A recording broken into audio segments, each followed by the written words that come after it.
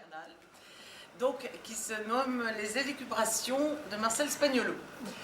Donc, et ces sculptures qui sont à l'intérieur du château, faites avec de vieux outils, donc vous verrez, si vous n'avez pas eu le temps, de les voir tout à l'heure en même temps. Donc nous allons vous présenter son spectacle, qui sont ses états d'âme. C'est lui-même qui a écrit ces textes et qui va vous les jouer pour vous. Le temps. Combien la notion du temps est différente suivant qu'on ait le temps ou pas.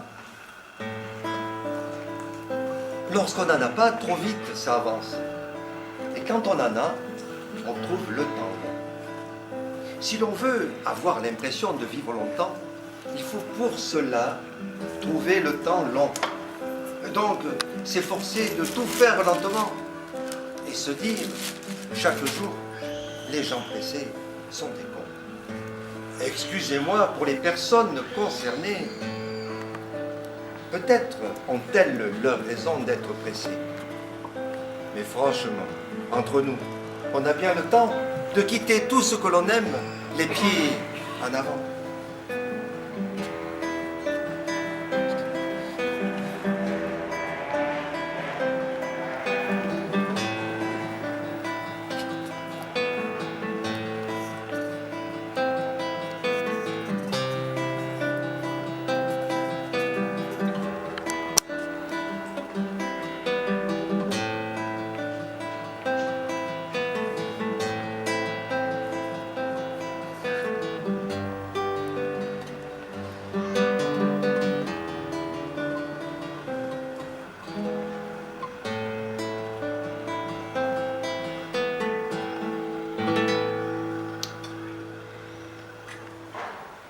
Aux 4 points cardinaux, rien de nouveau.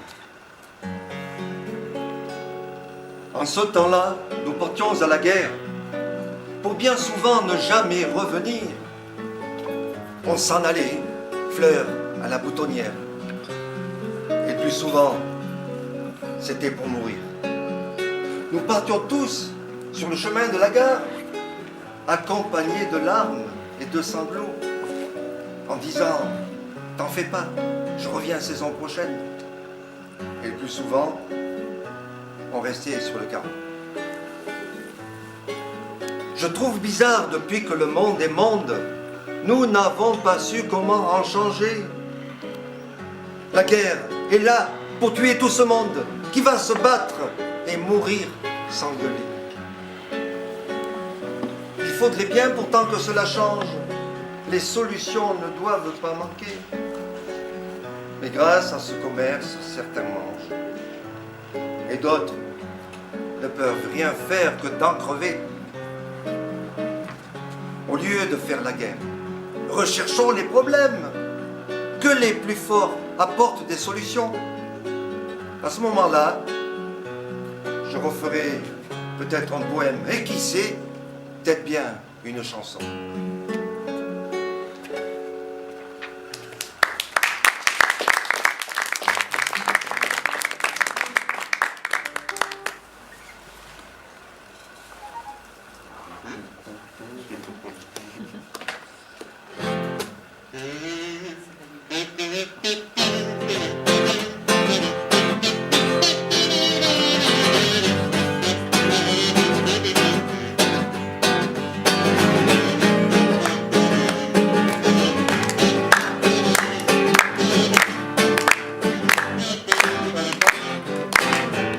Le terrien. C'est de plus en plus dur d'être terrien, avec le sentiment de ne rien être si terrien. Mais de toute façon, si terrien, tu es déjà quelque chose. Être un moins que rien est un plus, car on le remarque. Et un moins que rien, tout le monde le reconnaît. Ça fonctionne comme cela maintenant, c'est le progrès. Et on ne peut rien contre le progrès, on s'adapte. Nous pouvons être aussi connus et ne pas être reconnus. Ou bien être un inconnu et être reconnu. Pour exemple, prenez ce groupe, les inconnus. Ils sont de plus en plus connus et reconnus. Reconnus comme super. Et avant, ils n'étaient rien. Vous faites maintenant, je le sens, le rapprochement. Et à ce moment précis, mon souhait, c'est que vous m'ayez compris. Cependant, je ne me fais pas d'illusions, car ceux qui n'ont pas saisi ne voudront pas être reconnus et éviteront le rapprochement pour rester ainsi des inconnus. C'est vraiment dur d'être terrible.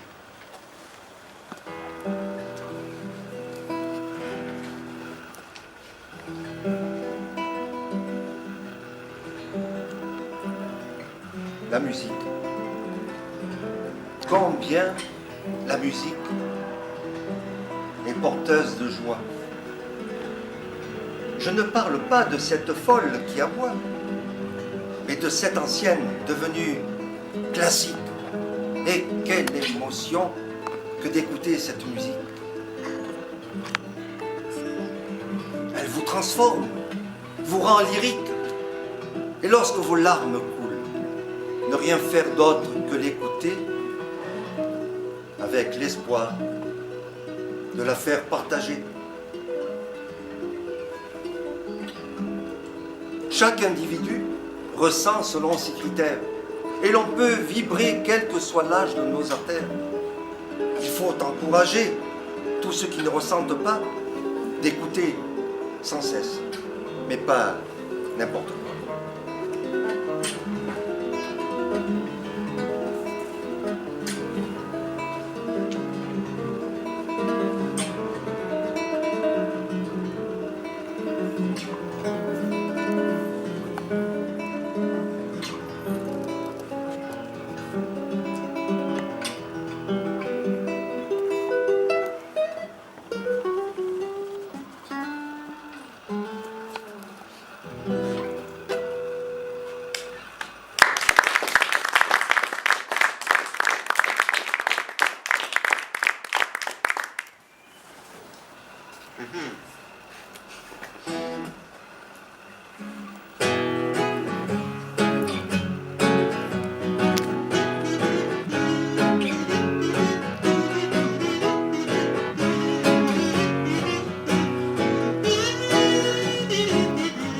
La pluie. J'ai écrit ce texte le 22 septembre 1993. La pluie. Cette pluie tant aimée aujourd'hui n'est point tombée. Vaison-la-Romaine, il y a 1 an, où tout a été détruit en un instant, a bien été victime d'un don du ciel qui fut particulièrement cruel. Et à nous tous d'être vigilants, car cela peut redevenir navrant. Il ne faut pas oublier tous ces décès. C'est toujours très dur d'accepter. Triste sort que de finir ainsi, on devient vedette là où finit sa vie. Un jour de plus, et tout est différent, encore s'il pleut, comme il y a 1 an, faisant d'innombrables dégâts et des morts. Et là où j'écris, les rivières débordent encore. Quand on pense que des pays ne connaissent pas et que d'autres en sont plus que là, en plus de pouvoir rien vraiment entreprendre, c'est à ce point ne plus rien comprendre. Car tous les ans, en des points différents, le désastre vient. Bien souvent, on l'attend. Comme si chacun de nous devait être puni d'un crime que l'on n'a pas commis. Puis, la décrue annoncée, on va recommencer à tout sortir, trier, laver, nettoyer. Certains auront tout, vraiment tout perdu. Les films, les photos, les souvenirs disparus. Je crois personnellement et sincèrement qu'arriver à ce stade, c'est un déchirement. Perdre un être que l'on a aimé et ne plus avoir même une photo à regarder.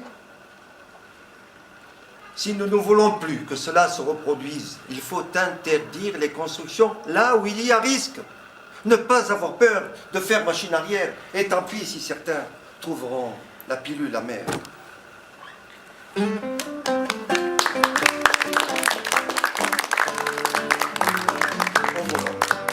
La courtoisie malheureusement se perd. Et nous sommes tous directement perdants.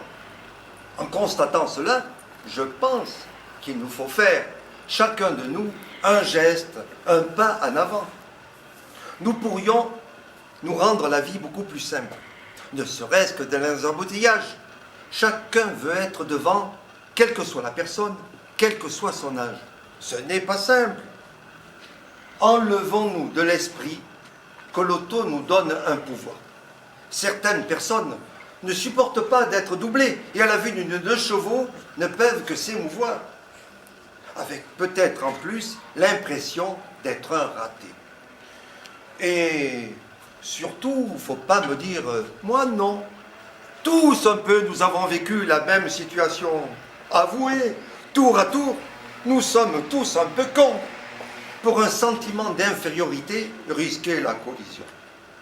Con, c'est bien cela qui se passe dans notre tête. Tiens, regarde-moi ce grand con, dans son auto. Il n'a pas la priorité, me double à droite, et s'apprête à me coincer pour être en tête, et s'arrêter au bistrot.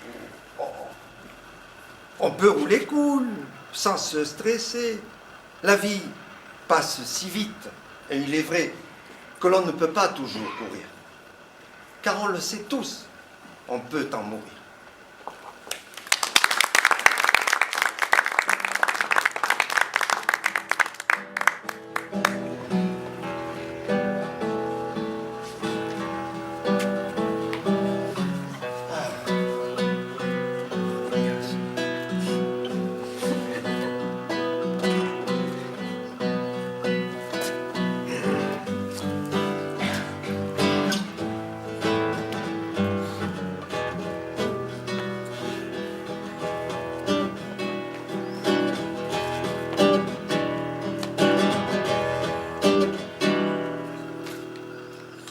Le tiercé. Ah, le tiercé.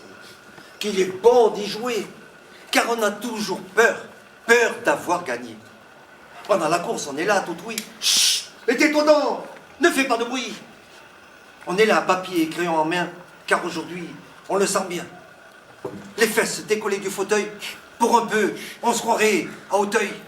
Et puis zut, mon cheval est tombé. Ah, j'en étais sûr, j'aurais dû m'en douter. Si seulement j'avais joué le journal, je l'aurais eu en désordre, ce qui n'était pas si mal. Et le cycle recommence, on continue. De l'argent, on dépense et le compte diminue. Alors, un conseil aux amis joueurs. Si vous ne voulez pas un jour finir en pleurs, arrêtez-vous tout de suite, là, maintenant. Ne dilapidez plus bêtement votre argent, mais dans une boîte, mettez toutes ces petites sommes que vous auriez dépensées. Et dans 10 ans, vous m'en direz des nouvelles. Et comme j'ai parlé d'amis plus haut, j'espère avoir un pourcentage en cadeau. Alors, nous allons faire un marché. Je vous cède ce texte, écrit, daté et signé, et en contrepartie, dans 10 ans, vous me verserez ce que vous voudrez.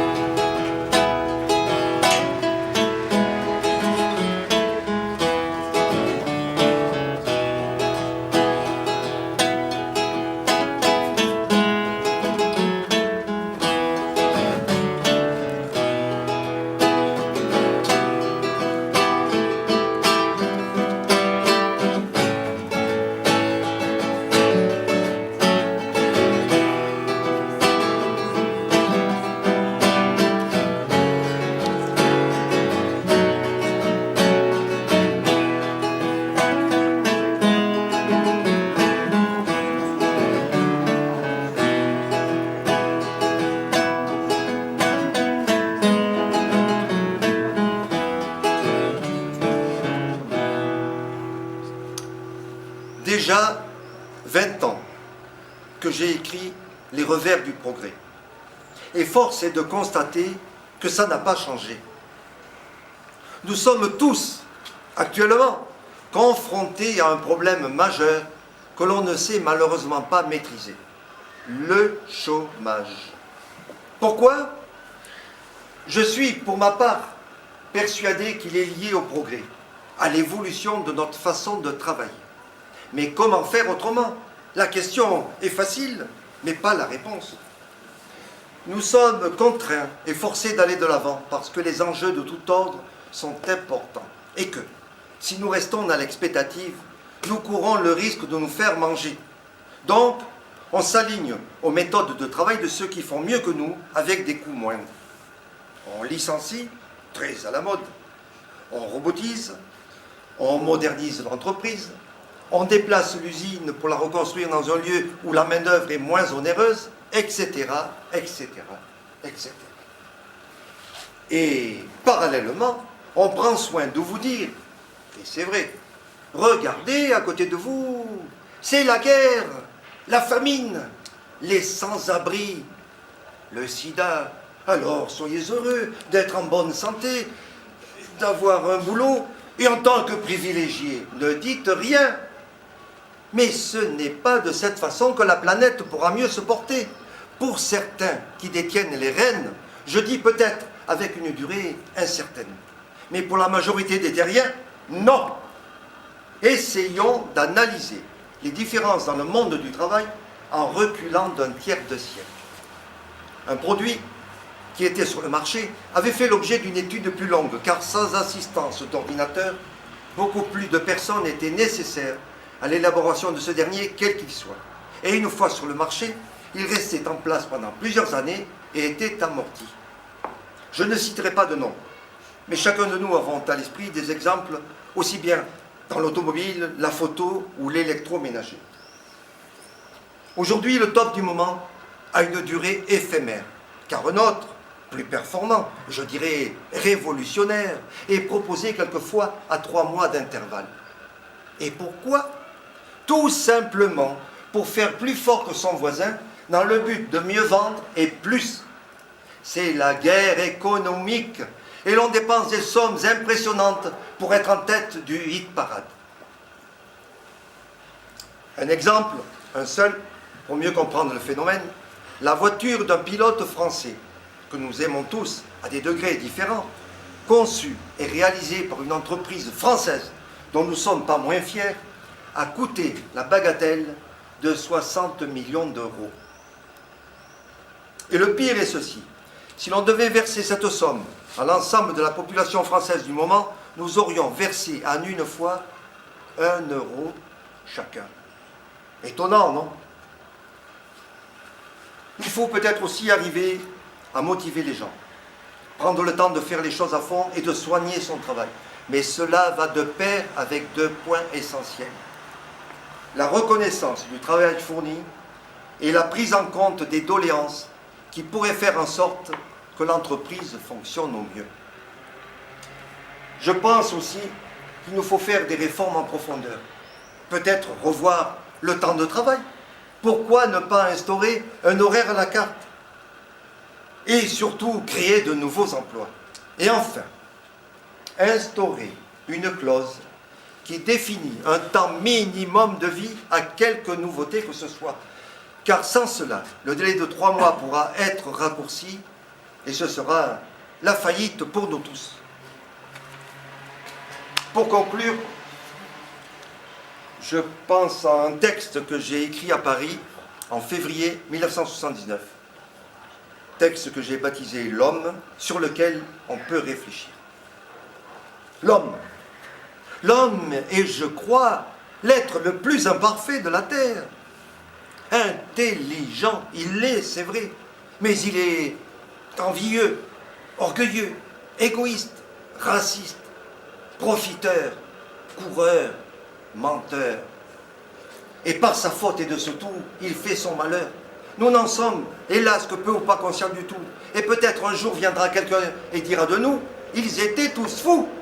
Fous de vouloir toujours plus, d'aller toujours plus haut. Nous menons une vie dingue. Nous finirons idiots. C'est la machine qui fait tout. Lié à l'informatique, on ne réfléchit plus, ne force plus, ne calcule plus. Tout est automatique. À quoi bon apprendre à lire, à écrire, à faire les divisions et les multiplications? Nous n'avons qu'une chose à faire, appuyer sur des boutons. L'électronique est là et mène seule la danse. Et nous, fiers, ravis, nous nous trompons en croyant qu'on avance. On se fait, je crois, beaucoup trop d'illusions. Et un jour viendra où tous nous payerons. ce ne sont pour le moment que les basses classes qui en font les frais, car chaque nouvelle machine remplace des centaines d'ouvriers. Les chômeurs, ou sans travail, sont en nombre croissant, et en continuant ainsi, ça ne peut aller en diminuant. L'intelligence de l'homme, si elle était mise à profit, éviterait ces erreurs que volontairement je grossis. L'homme ne suffisant plus, on l'exclut, on le remplace, et ce sont nos machines qui travaillent à notre place. Les trusts et les patrons ont toujours leur profit, et nous nous battons, faisons des grèves. Pourquoi? Pour qui? Mais il y a une chose à laquelle il faut penser. C'est que si nous, ouvriers, nous ne pouvons plus acheter ce que nos machines fabriquent, car à ce rythme-là, nous serons tous au chômage. Eh bien, ce jour-là, les trusts, les grands, les patrons aussi seront dans le cirage. Et peut-être, hélas, le chaos il y aura, et tout éclatera, pour recommencer à zéro. Une vie saine et simple, travailler, planter, semer, construire, de nos seules mains, des huttes, des cabanes, des outils, et les siècles aidant, pourquoi pas, renaîtra l'industrie.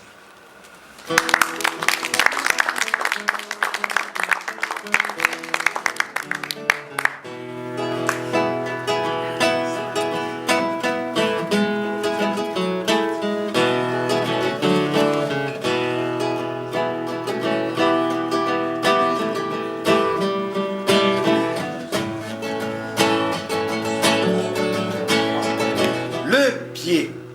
Oh, quel bonheur d'avoir deux pieds. Il nous mène là où on veut aller.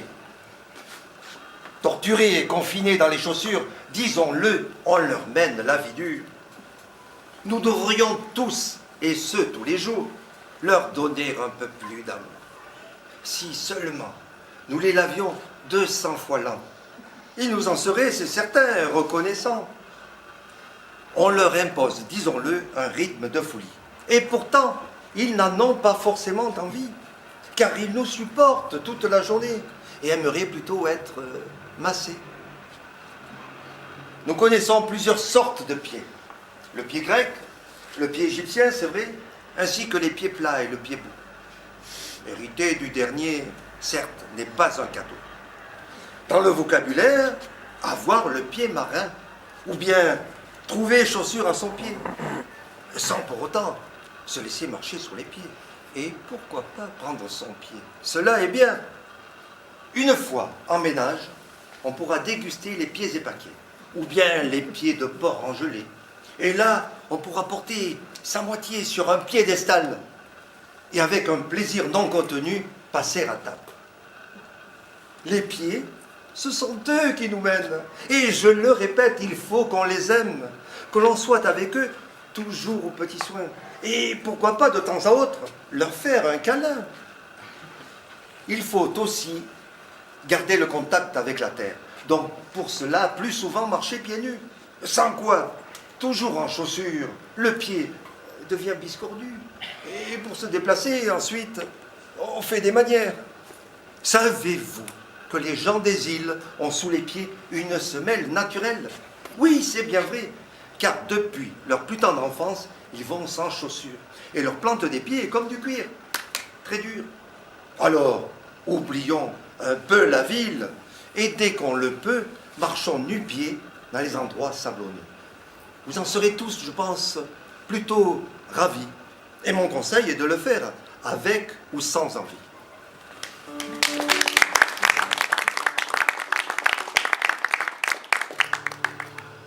Que sera demain? Qui peut répondre? Peut-être demandeurs d'emploi à tout le monde. Et quelques riches seulement survivront jusqu'à l'épuisement des provisions. Puis la débâcle et le chaos suivra. Toute l'Europe qui marchera en direction des quelques privilégiés. En force, ils envahiront même l'Élysée. Les têtes tomberont. Ni jugement, ni loi. Un peu comme jadis au temps des rois. Redistribuer les cartes et de nouvelles règles. Fini la bourse.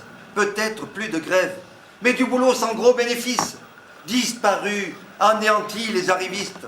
Moins d'égoïsme, plus d'amour et d'amitié. Et nous retrouverons nos libertés. Terminer toutes les magouilles et fini d'avoir la trouille de se retrouver sans boulot avec des dettes sur le dos. Terminer le gaspillage des matières premières. Il faudra économiser jusqu'à la dernière et arrêter cette pollution croissante qui est de plus en plus préoccupante.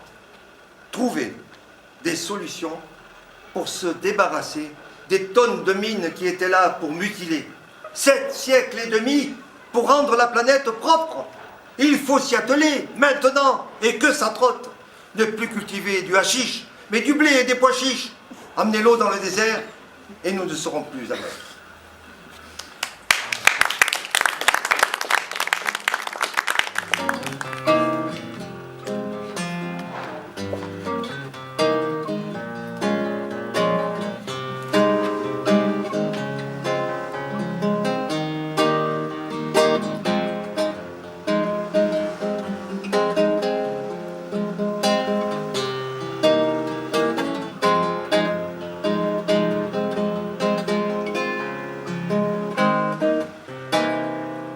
L'an 2000, 1995.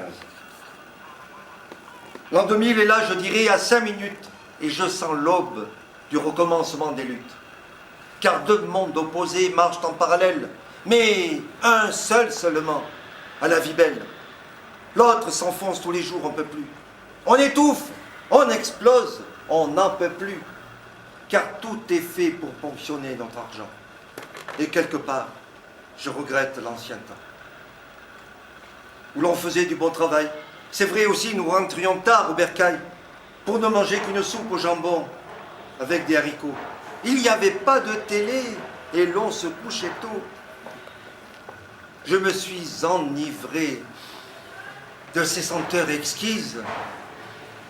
Et le soir, les effluves de parfums portés par la bise nous imprégnaient de ces douceurs merveilleuses. Et l'on s'endormait heureux avec une bougie pourveilleuse.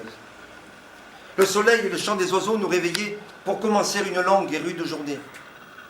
Mes grands-parents cultivaient la rose et le jasmin. Et j'en ai encore le souvenir. Dieu que c'était bien. Dans la journée, ayant des poules et des lapins, je partais avec grand-mère sur la voie où passait le train. Et nous coupions les têtes d'arbres des acacias. Et les lapins s'en délectaient jusqu'au bout. Maintenant, on saccage les bordures avec une machine. Tout est rapidement haché. Cela a une drôle de mine. Nous n'avons plus aucun respect pour rien. Et à mes yeux, ce n'est pas très bien. Quel héritage pour les générations futures! Pollution, chômage, insécurité, excès de voitures. Et mon souhait est que ces 5 minutes qui nous séparent de l'an 2000 ne soient pas trop moroses.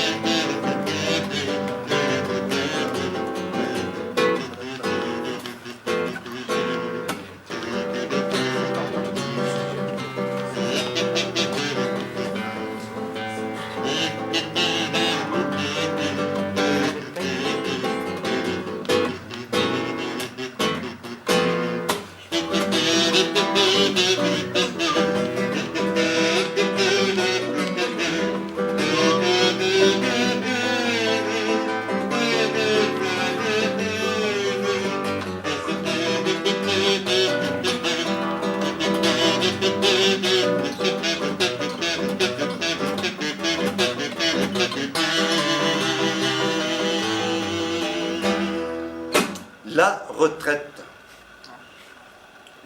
Si certains de nous redoutent la retraite, il ne faut pas voir cela comme une défaite, mais plutôt comme une chance d'accéder à une autre vie, où l'on va enfin pouvoir faire ce dont on a envie. Consacrer du temps à ses petits-enfants, faire du sport ou du farniente suivant le temps, partir en excursion pour aller visiter tous ces endroits qui nous font rêver. Ne plus avoir la moindre contrainte. Et certains même quitteront l'astreinte. Car entre nous, être réveillé la nuit, cela devait être un réel souci.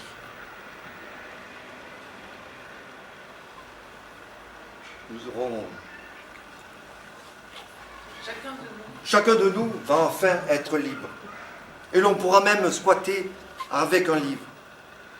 La seule difficulté sera peut-être bobonne sur le dos. Le temps faisant, ça peut être aussi un gros morceau. Nous aurons tout loisir de repenser au bon moment où, avec des collègues des mois durant, nous explorions un site de travail dans la joie et la bonne humeur, loin du bercail. Cela devrait tous nous changer, même si quelque part on peut regretter notre jeunesse et notre rôle. Et pourtant, ça n'a pas été toujours drôle. Nous reviendrons voir les copains au boulot, assister au départ des plus jeunes et prendre un pot, et nous aurons droit aux compliments classiques. Tu es en pleine forme, au fait. Comment va la trique? Enfin, l'essentiel, c'est d'avoir la santé. Et c'est vrai qu'il ne faut pas regretter, mais plutôt se faire à l'idée d'un bonheur nouveau et ne pas étaler tous ces petits bobos. Soyez heureux, mes amis, vous qui accédez à cette nouvelle étape de votre vie. Et sachez que pour être heureux, il faut accepter. Car être là, aujourd'hui, c'est que la chance nous a souri.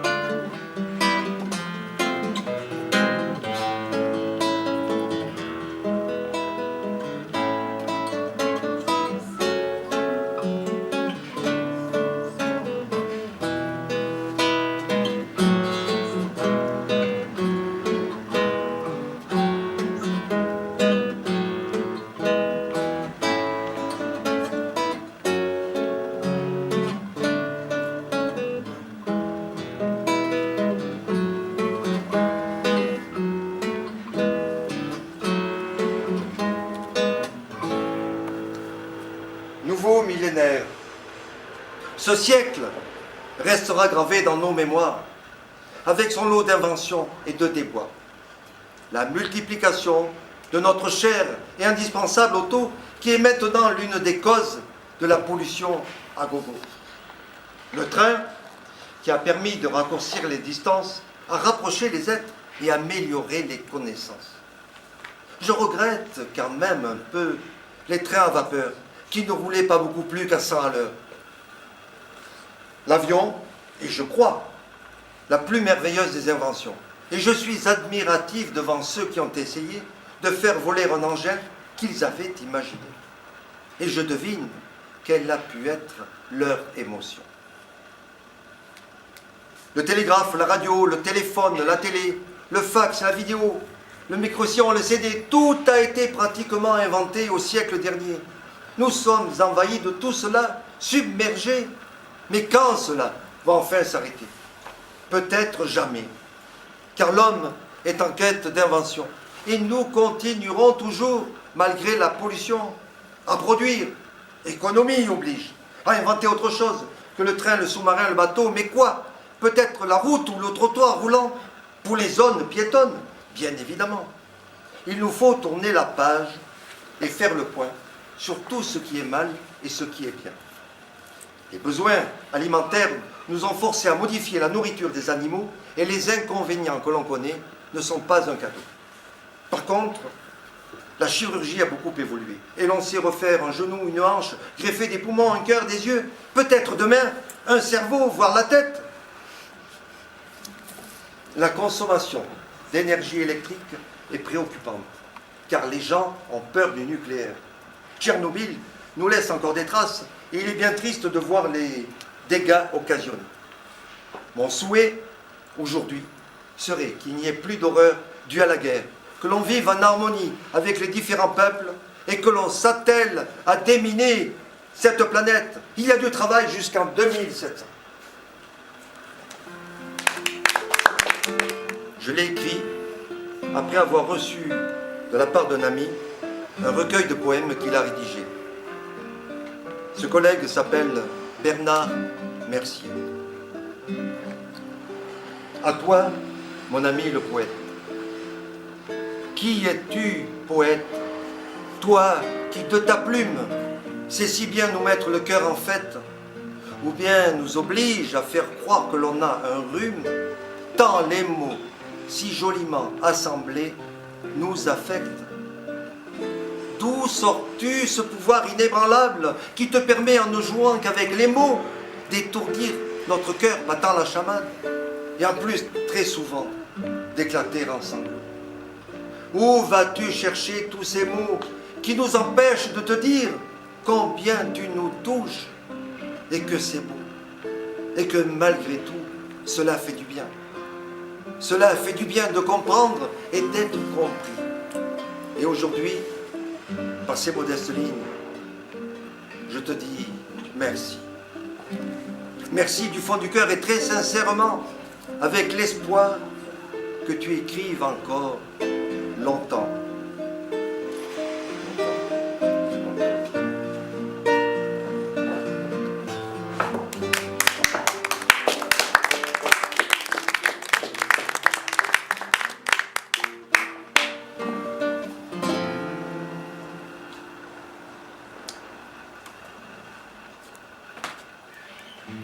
Et pour conclure, pourquoi l'écriture? L'écriture est quelque chose d'étrange, un peu comme quand ça vous démange.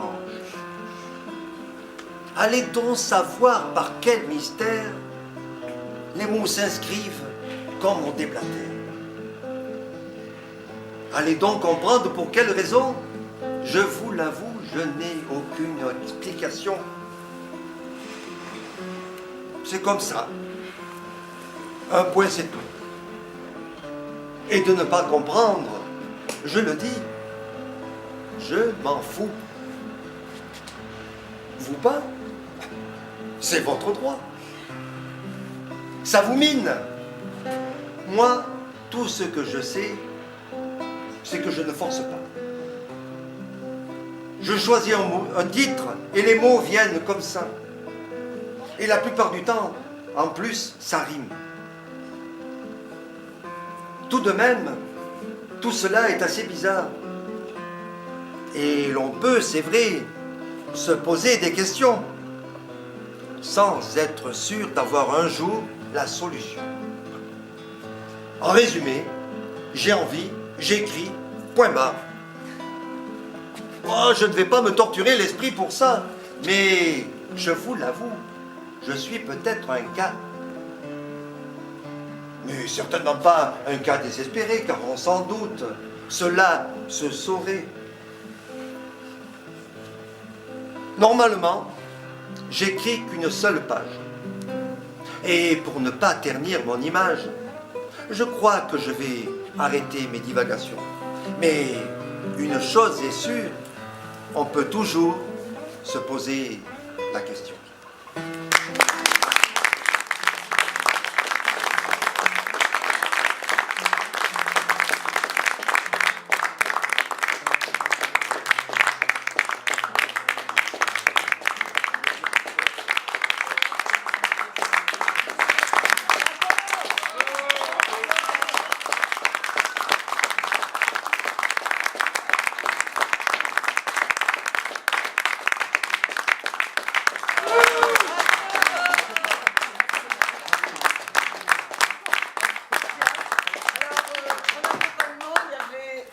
Manuel Hernandez.